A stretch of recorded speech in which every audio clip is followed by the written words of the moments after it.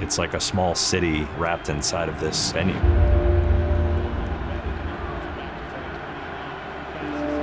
$200,000 people at a time, watching drivers approach speeds of close to 200 miles an hour, inches from one another.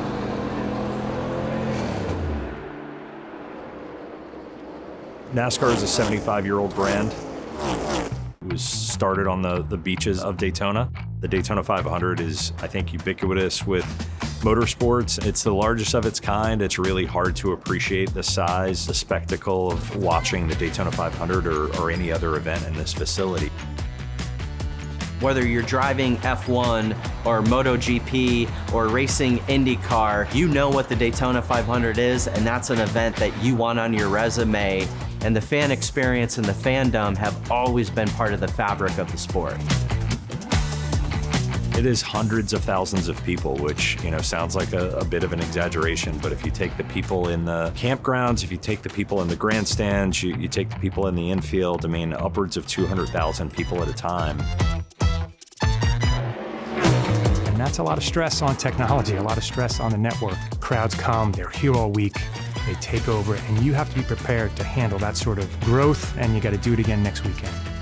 We ask our fans to tell us what they think, and they tell you. And we heard loud and clear that the connectivity, my reception at your tracks aren't what I would expect from a major sport. We had to find a solution. We have fans that are coming from all 50 states plus 20 countries.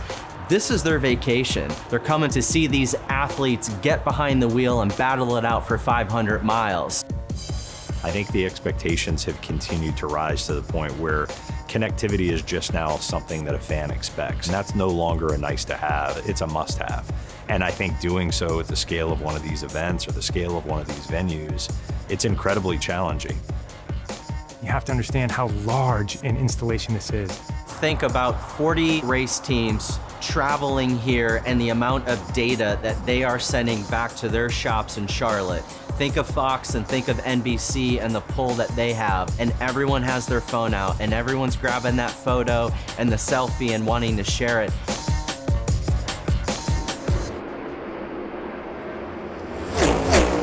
Similar to how we believe we're the gold standard in terms of racing, I think we feel similar with what Verizon does. We needed somebody big enough to understand the enormity of what we were trying to do. One of the most interesting things we found out when we started this project was not only is each facility unique, but there are different parts of each facility that are unique. One of our tracks, we actually had to have 3 different types of installations because the grandstands were built in 3 separate decades. You've got 10 tracks that are already operational with the Verizon partnership, another 2 on track to be delivered, and those are tracks of various size and scope all over the country. We launched a mobile app that was specific to our venues. It was really to deliver experiences for our fans while they were inside of one of our racetrack facilities. As we were developing that, there's no way we would have even considered that without the Verizon partnership. It's been great to see the products team really start to imagine all the things they can do for the fans. All the technology that's been hard to deliver before is now easier to deliver. We can fix all kinds of issues with wait time, entrance gates. You could place a bet from the grandstands. I think all those things are coming here in the near future, and it's all because we had the foundation to put this technology in. It was more than just a Wi-Fi installation. It was just a technology upgrade that's going to last decades. We've got lofty goals of things we're trying to deliver for our fans, and 100% Verizon delivered. Everything that we've asked, and probably some things that we didn't even anticipate asking, I think Verizon has delivered every step of the way.